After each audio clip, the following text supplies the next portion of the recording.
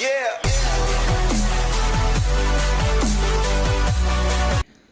Welcome to rapid mess Tamil channel. Tamil Nadu teacher education யூனிவர்சிட்டியில் படிச்சிருக்கூடிய BEd first year first semester ஸ்டூடெண்ட்டுக்கான pedagogical subject. So உங்களுடைய major சப்ஜெக்டில் இருக்கக்கூடிய ஒரு முக்கியமான டாபிக் பார்த்திங்கன்னா மைக்ரோ டீச்சிங்.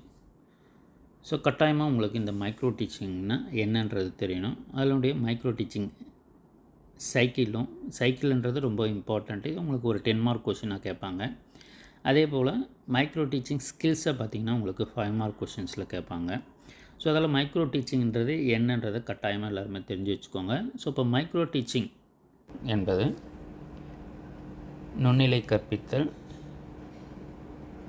மேக்ரோ டீச்சிங்ன்றது பார்த்திங்கன்னா ஸோ ஒரு நார்மலான வகுப்பறை.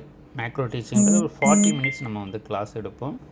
40 மினிட்ஸ் பார்த்திங்கன்னா எல்லா ஸ்கில்ஸையும் நம்ம யூஸ் பண்ணி டீச் பண்ணுவாங்க. ஸோ அப்போ வந்து ஒரு எக்ஸ்பீரியன்ஸ்டு டீச்சர் ஒரு நார்மல் வகுப்பறையில் அனைத்து திறன்களையும் உள்ளடக்கி டீச் பண்ணுறது மேக்ரோ டீச்சிங்கு. இப்போ மைக்ரோ டீச்சிங்ன்றது வந்து பயிற்சி ஆசிரியர்கள். ஸோ அப்போ எனக்கு வந்து ஒரு நார்மல் வகுப்பறையில் 40 நிமிடங்கள் எடுப்பதற்கு ஸோ நான் இப்போ தான் பயிற்சி எடுத்துகிட்ருக்கேன் சொன்னால் அப்போது மைக்ரோ டீச்சிங் நுண்ணிலை கற்பித்தலை பயன்படுத்தி அப்போ பல்வகையான திறன்கள் கற்பித்தல் திறன்கள் இருக்கும். ஸோ அதில் ஒவ்வொரு திறன்களாக நம்ம வந்து குறிப்பிட்ட கால அளவில் நம்ம பயிற்சியை மேற்கொள்கிறது தான் நுண்ணிலை கற்பித்தல். ஸோ அப்போ ஒவ்வொரு திறன்களாக எடுத்து குறைக்கப்பட்ட வகுப்பளவு கால அளவில் ஒவ்வொரு திறன்களாக நம்ம பயிற்சியை மேற்கொள்ளுதல், அதுதான் வந்து நம்ம நுண்ணிலை கற்பித்தல்ன்றதை சொல்லலாம். அப்போ ஒரு பயிற்சி பெறுகின்ற ஒரு ஆசிரியர் ஒரு குறிப்பிட்ட வகுப்பறையில் இது ஸ்கேல்டு டவுன் ப்ராசஸ்ன்றது சொல்லுவோம் மைக்ரோ டீச்சிங்ன்றது. ஸோ அப்போ வகுப்பறை சூழ்நிலையிலையும் சரி, மாணவர்களுடைய எண்ணிக்கையிலையும் சரி, வகுப்பு கால அளவுலையும் சரி, குறைந்த எண்ணிக்கையில் மாணவர்களை கொண்டு 5 அல்லது 10 நிமிடங்களில் ஸோ ஏதாவது ஒரு பயிற்சி திறனை வந்து எடுத்து ஸோ அதை நம்ம ப்ராக்டிஸ் பண்ணி பார்க்கக்கூடிய ஒரு மெத்தடு தான் பார்த்திங்கன்னா இந்த மைக்ரோ டீச்சிங். ஸோ அப்போ அந்த மைக்ரோ டீச்சிங்க்கான சைக்கிளை வந்து நம்ம கொடுத்துருப்பாங்க. இதில் கட்டாயமாக பார்த்திங்கன்னா மைக்ரோ டீச்சிங் சைக்கிள் எத்தனை நிமிடங்கள்ன்றதையுமே கொஷினாக கேட்பாங்க 1 மார்க்கில். ஸோ அப்போ பார்த்திங்கன்னா நம்மளுக்கு 36 மினிட்ஸ்ன்றது ஞாபகம் வச்சுக்கோங்க. அப்போது ஒரு திறனை கற்பித்தல் பயிற்சி திறனை நம்ம எப்படி நம்ம ப்ராக்டிஸ் பண்ணுறோம்னா ஒரு டாப்பிக்கை நம்ம எடுத்துக்கிட்டு இல்லை ஏதாவது ஒரு திறனை எடுத்துக்கிட்டு அதை வந்து நம்ம திட்டமிடுதல், பிளானிங்ன்றது திட்டமிடுதல், அதற்கு 6 நிமிடங்களும், அதே போல் டீச்சிங் கற்பித்தலுக்கு 6 நிமிடங்களும், அதே போல் ஃபீட்பேக் பின்னூட்டத்துக்கு 6 நிமிடங்கள், அதே போல் மீண்டும் ரீப்ளான் திட்டமிடுதல் அதற்கு 6 நிமிடம், அதே போல் ரீடீச்சுக்கு 6 நிமிடம், மீண்டும் ரீஃபீட்பேக்கு ஸோ அதற்கு 6 நிமிடம், மொத்தமாக பார்த்திங்கன்னா 36 நிமிடங்கள். ஸோ அப்போது ஏதாவது ஒரு கற்பித்தல் திறன்களை பொறுத்தவரையில் என்னென்ன திறன்கள் இருக்குன்னா பாடம் தொடங்கும் திறன், skill of introduction, topic skill of explaining, skill of illustrating with example, skill of questioning, skill of stimulus variation, skill of using blackboard, skill of reinforcement, skill of achieving closure. So இதெல்லாம் முக்கியமானது. So இதுக்கு எல்லாத்துக்குமே பார்த்திங்கன்னா நம்மளுக்கு காம்பனண்ட்ஸை வந்து கொடுத்துருப்பாங்க. So அப்போ அந்த காம்பனண்ட்ஸில் கட்டாயமாக எல்லாருக்கும் தெரிஞ்சிருக்கணும். ஸோ அப்போ அந்த இதை செப்பரேட்டாக கேட்கும்போது இது 5 மார்க் கொஷினாக கேட்பாங்க. சைக்கிளில் மட்டும் கேட்டாங்கன்னா 10 மார்க்கில் வந்து வரும். ஸோ அதெல்லாம் இது வந்து எல்லாருமே கட்டாயமாக தெரிஞ்சு வச்சுக்கோங்க. ஸோ இதில் மெயினாக பார்த்திங்கன்னா நம்மளுக்கு set of skill of introducing the topic. So இதில் நம்மளுக்கு சப்பு காம்பனன்ட்ஸ்னு வரும்போது ஸோ நம்ம ஒரு பாடத்தை நம்ம தொடங்கும்போது ஸோ இதற்கு முன்னாடி மாணவர்களுடைய பாட அறிவு எப்படி இருக்குது, ஸோ அதுக்கேற்ற மாதிரி நம்ம மாணவர்களுடைய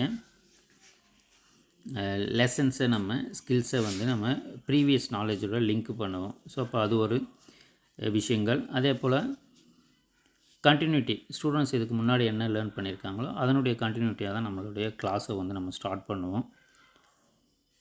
அதே போல் அதற்கேற்ற மாதிரியான எடுத்துக்காட்டுகளை எக்ஸாம்பிள்ஸ் நம்ம வந்து கொடுப்போம். ஸோ இது எல்லாமே பார்த்திங்கன்னா நம்மளுக்கு சப் காம்பனன்ட்ஸாக கொடுத்துருப்பாங்க. அதே போல் எக்ஸ்பிளைனிங்க்கும் நமக்கு சப் காம்பனன்ட்ஸ் வந்து நமக்கு வந்து கொடுத்துருப்பாங்க. ஸோ அப்போ ஒவ்வொன்றுத்துக்குமே நம்ம இது மாதிரி சப் காம்பனன்ட்ஸு கொடுத்து டேபிளாக கொடுத்து நீங்கள் இந்த கொஷின் எழுதுனீங்கன்னா உங்களுக்கு மார்க்ஸ் வந்து நிறைய கிடைக்கும். இதில் முக்கியமாக பார்த்திங்கன்னா எதெல்லாம் இம்பார்ட்டன்ட் பார்த்திங்கன்னா stimulus variation, skill of stimulus வேரியேஷன்றது அடிக்கடி கேட்கக்கூடியது. அதே போல் ஸ்கில் ஆஃப் கொஷினிங்ன்றதும் அடிக்கடி கேட்பாங்க. ஸோ அதில் கட்டாயமாக இந்த டாபிக்ஸ்லாம் தெரிஞ்சு வச்சுக்கோங்க. அப்போது மைக்ரோ டீச்சிங்கிறது பார்த்திங்கன்னா ஸோ டீச்சர் ட்ரைனிங் டெக்னிக்ன்றதை நம்ம வந்து சொல்லலாம். ஆசிரியர் பயிற்சி நுட்பம். ஸோ அப்போது காம்பினேஷன் ஆஃப் 5 இயர்ஸ். ஸோ அப்போ இது வந்து scaled down process, scaled down teaching encountered, அளவு குறைக்கப்பட்ட கற்பித்தல் பயிற்சி. அதே போல் ஸ்பெசிஃபிக் டீச்சிங் ஸ்கில். ஸோ ஏதாவது ஒரு குறிப்பிட்ட ஸ்கில்லை நம்ம வந்து எடுத்துக்கலாம். ஸோ செட் ஆஃப் இண்டக்ஷனாக இருந்தாலும் சரி, எக்ஸ்ப்ளனேஷன், கொஷினிங்கு, ஸ்டிமுலஸ் வேரியேஷன். ஸோ அப்போ ஏதாவது ஒரு ஸ்கில்லை மட்டும் எடுத்து நம்ம ப்ராக்டிஸ் பண்ணுறதால ஸ்பெசிஃபிக் டீச்சிங் ஸ்கில்ன்றதை சொல்லுவோம். அதே போல் சிங்கிள் கான்செப்ட். ஸோ ஏதாவது ஒரு பாடப்பொருளை எடுத்து நம்ம ப்ராக்டிஸ் பண்ணுறது. அதே போல் ஸ்மால் குரூப் ஆஃப் பீப்புள், குறைந்த மாணவர்களுடைய எண்ணிக்கை. ஸோ 5 to 10 மெம்பர்ஸ் நம்ம வந்து வச்சு ஒரு வகுப்பறையை நடத்தி பயிற்சி பெறுறது. ஷார்ட் டியூரேஷன் ஆஃப் டைம், குறுகிய கால அளவு. ஸோ அப்போ இந்த 5 இயர்ஸ்ன்றதை ஞாபகம் வச்சுக்கோங்க. கான்செப்ட் மீனிங்கு வரும்போதே நீங்கள் இதை எழுதினாலுமே போதும். ஸோ இப்போ டெஃபினேஷன் வரும்போது Allen defines micro teaching as a scaled down teaching encountered in class size and period. So அப்போ குறைக்கப்பட்ட வகுப்பறை நேரங்களில் திறன்களை வந்து பயிற்சி பெறுறது தான் மைக்ரோ டீச்சிங். ஸோ நினைநிலை கற்பித்தல் என்பது வகுப்பின் அளவு, நேரம், திறன், கருத்து ஆகிய அனைத்தையும் நுண்ணிய பிரிவுகளாக சுருக்கி பின் கற்பித்தல். ஸோ ஆர்ஜின்னு வரும்போது நமக்கு so micro teaching was coined by A.W. ட்விலைட், Allen of Stanford University in 1963. So இது வந்து 1 மார்க்கில் இருந்தது அடிக்கடி கேட்கக்கூடியது. நுண்ணிலை கற்பித்தல்,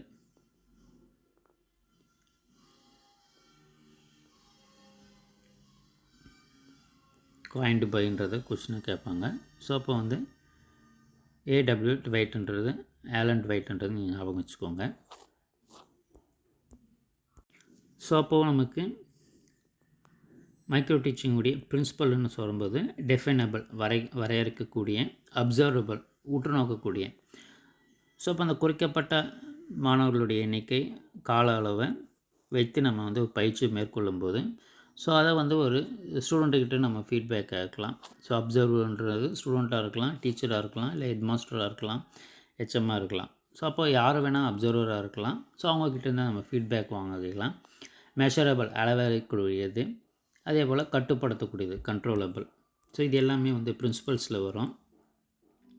பேசஸ்ன்னு வரும்போது நம்மளுக்கு அக்யூசியேஷன் ஃபேஸ், அறிவை பெறும் நிலை, திறன் பெறும் நிலை, திறன்களை பயன்படுத்துதல்